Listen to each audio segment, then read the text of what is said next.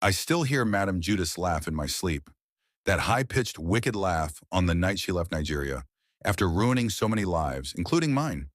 But what's worse is what happened after she left. That's why I'm writing this now, so maybe someone can explain what we saw. My name is John. Mr. John, as they used to call me. For over 10 years, I was the caretaker for General Chris's properties. He was a retired army man, disciplined but kind, the type that didn't let money change him. Tenants loved him because he understood the struggle in Nigeria.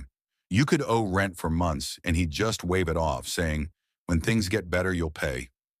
That man was a blessing, but his wife, Madame Judith, that woman was something else. She was from Plateau State, always looking down on people, always acting like she was too big for everyone. Even the way she looked at General Chris was disrespectful. He was from Edo, old school, respectful. But he married her, and we never understood why. Then one night, we heard shouting from the main house. The general and Madame Judith were fighting. Again. But this time it was worse. Things were breaking, and I heard the general shout something like, "You'll never touch what I built with my hands." By morning, the general was dead. Just like that. They said he died in his sleep. But we all knew something wasn't right. You don't fight like that and then just die peacefully. Madame Judith didn't even cry. Before the man was buried, she was already calling agents, looking for buyers. I remember the first time she called me to her side. "Mr. John," she said, wearing dark glasses and chewing gum like she was on vacation, "you'll help me recover all my husband's properties, every single one. I know he didn't put them in my name because he didn't trust me, but I was his wife. And now I want what's mine." I should have walked away, but I was scared. And she promised me a cut, said she'd make me rich. Foolishly, I agreed. I helped her find the documents hidden around the main house. Some were in fake names. Others were under companies I never even knew the general had. She sold them all. Even the ones with tenants still paying rent. She made me collect rent from all the properties for a full year. Then sold everyone without warning. She left families homeless.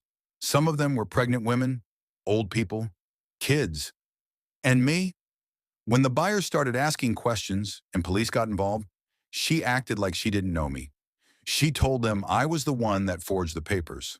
I lost everything. My job, my respect, my peace. Nobody expected what we found next. After Madame Judith sold everything, every compound, every shop, every square inch, she disappeared with Tony, her young lover. They were in Morocco, then Spain, then Ghana, chopping the money like it would never finish.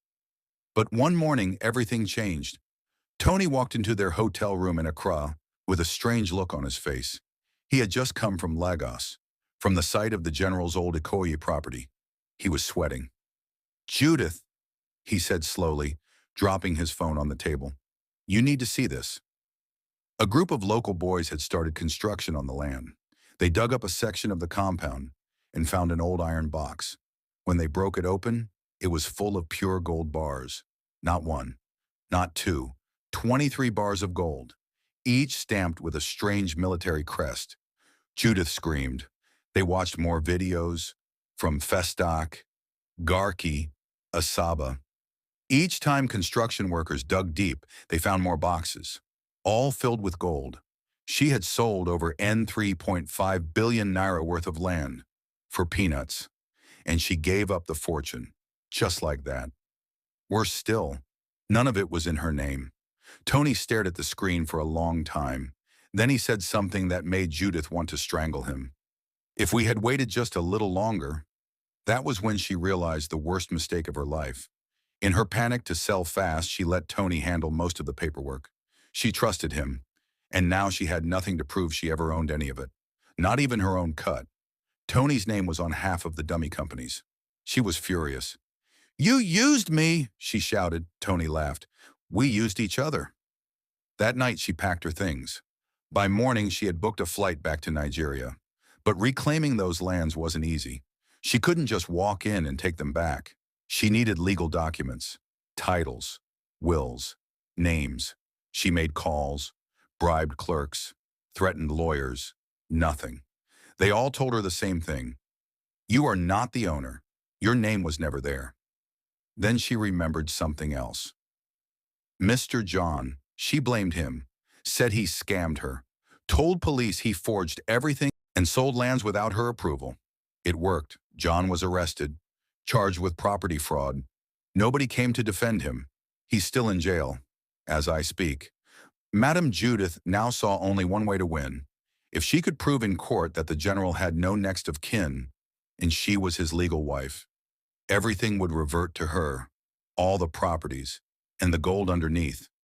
But then she heard something that made her blood run cold. There was a rumor, a whisper, that General Chris had a son from before he married Judith, a boy he fathered while posted in the UK. Back in the 90s, the boy's mother died, and the general had kept him secret, sending money quietly every month through a UK account no one in Nigeria ever knew about.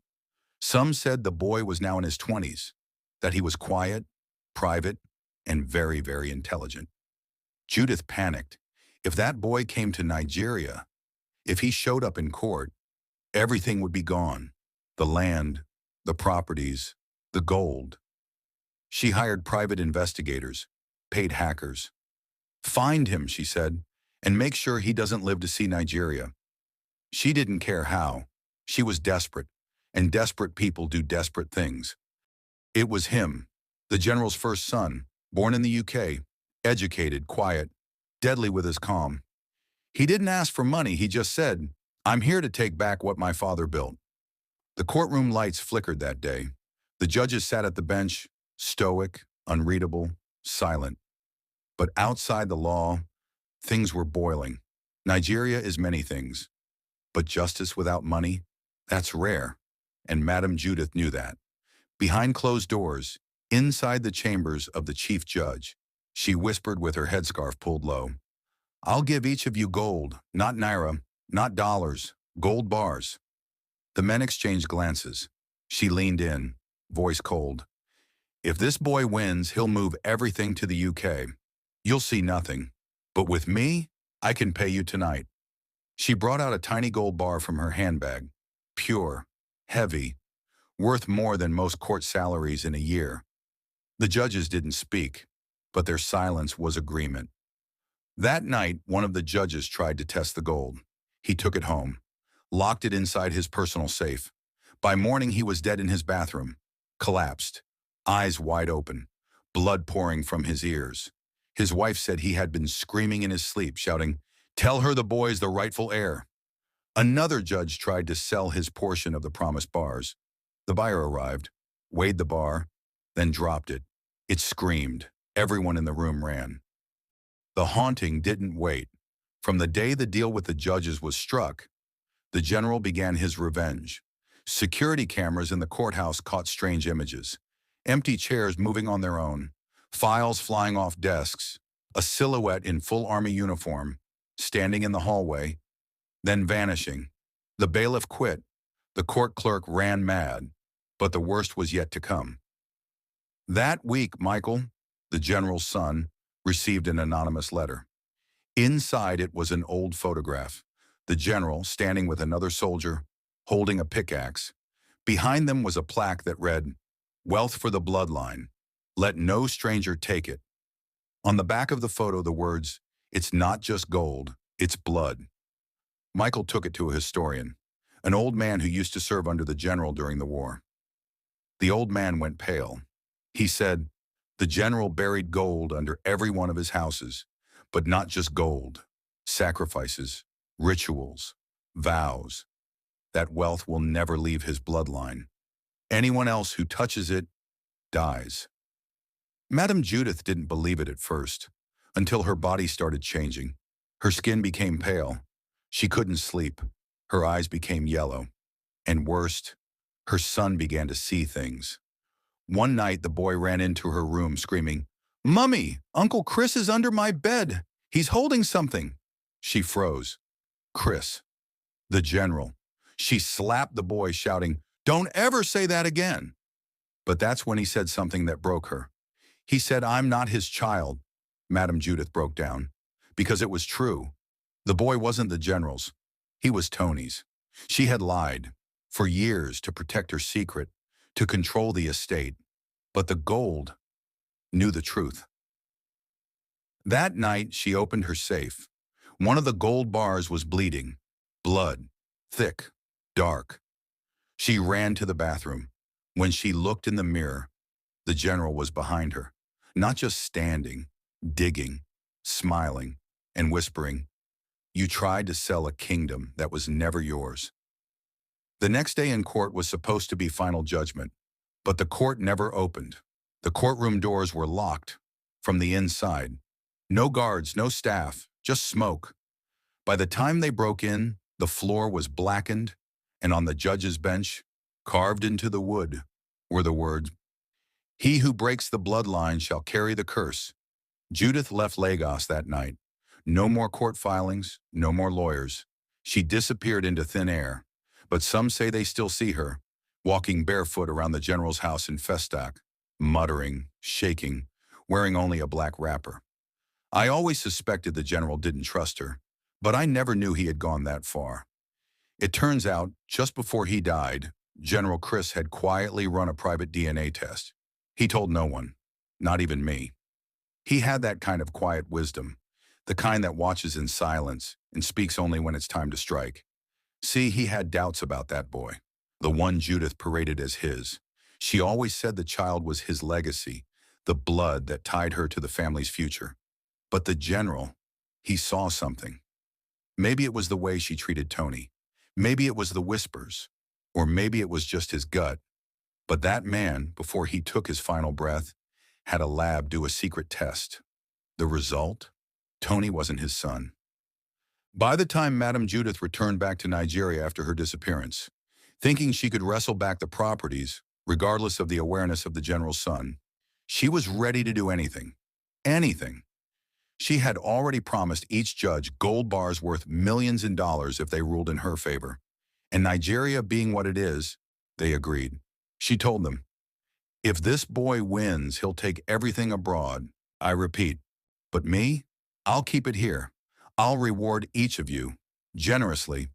It worked at first, but the day the court was meant to give final judgment, they postponed it. 3 judges, high on greed, started hearing things, seeing things, even in broad daylight. One of them, Justice Odili, reported that his chambers were filled with sand when he opened the door that morning. No footprints, just sand and army boot marks. Another, Justice Adebayo, said his daughter started sleepwalking, whispering in an old man's voice, "You can't steal the soul of a warrior." The final one, Justice Uzoamaka, said she saw her own reflection blink back at her after she had walked past the mirror. They didn't speak to the press, but we heard. We always do. At the next court session, the entire mood changed. No more confidence, no more smiles.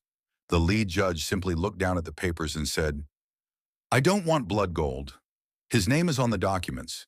He is the rightful heir. The estates, lands, and assets belong to General Christopher Okon's son." Judith fainted in court, but that wasn't the end. She wasn't ready to give up, not after all she'd done. Out of desperation, she went spiritual. She traveled to the border between Kogi and Benue, where people say some of the deepest native powers still dwell. There she met an old babalawo, one of those types you don't find in cities. She paid heavily for a private session and begged for help. The man sat in silence for a long time, chewing bitter cola slowly.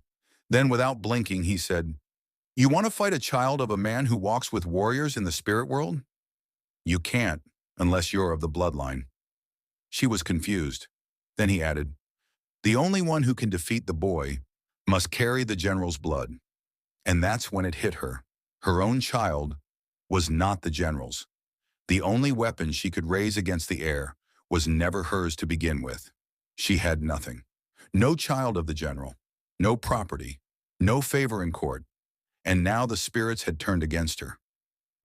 "It's been 3 days since all this happened. I haven't slept.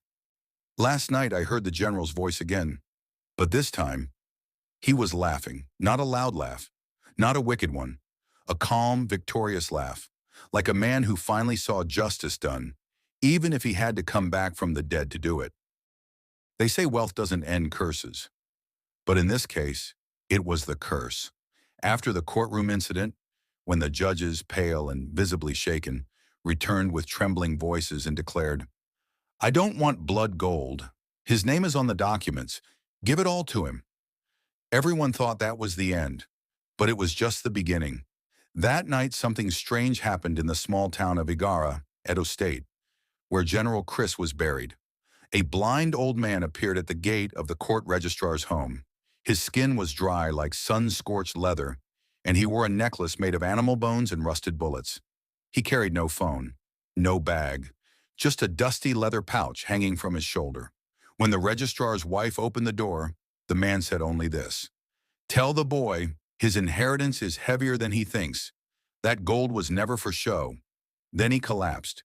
Inside the pouch was a small scroll tied with red thread. The registrar called for the court-appointed lawyer assigned to the general's estate. That's how the scroll got to Daniel, the general's secret son in the UK. What was written inside the scroll changed everything. Years before his death, General Chris had made a quiet journey to a hidden shrine in Edo. Nobody knew about it, not even Mr. John. It was during his last days in the military, just before he retired. He had gone with a secret pain, the pain of his past. Born in poverty so deep it almost swallowed him, he had watched his siblings die of hunger, watched his mother sell her body for food, watched his father beg for coins like a dog. It scarred him for life. So the general made a vow. "If I make it out of this life, if I rise, I will never let my bloodline suffer again. I will bury my fortune in the earth, so my children's children will never beg, not one of them." But the gods he swore to didn't bless blindly. They demanded secrecy, loyalty, and sacrifice. To keep the wealth safe, he had gold smelted, marked with a secret ancestral symbol. Each bar placed beneath his properties was spiritually bound to his bloodline. Not a wife, not a caretaker, not a lover, only blood. And me, Mr. John, the caretaker, I'm still in Kuje prison, not because I stole, not because I killed, but because I trusted Madam Judith, because I let my loyalty blind me. She made me sign papers I didn't understand, told me to help her sell the general's properties for the good of the estate. I didn't know she was being played by a boy young enough to be her son. I didn't know they were selling the land for cheap, just so he could buy it back secretly. Now they say I scammed her, that I forged documents, that tenants and buyers are accusing me.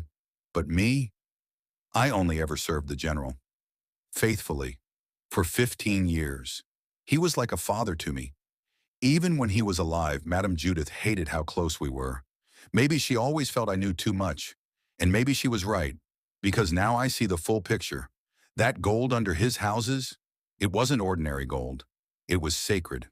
He once told me in a drunken moment, "John, one day if anything happens to me, bury me deep, but guard what I built deeper. My blood must never suffer like I did." I didn't know what he meant then, but now I do. Everyone who tried to touch that gold, without his blood, has been haunted. Some with fear, some with madness, some with loss. And me? I sit in this cold prison cell with nothing but the sound of iron bars and my own voice. But I'm not bitter, because I know the truth will always rise, like oil on water. So as I tell you this story, from behind bars, I remind you, my fate is in God's hands now. Because if Madam Judith could betray me, if a woman could sell generational gold for cheap because of lust, if men could see death and still hunger for gold, then who am I? Just a man, just a servant. But I've served well, and if I die in this place, let it be known, I never betrayed the general.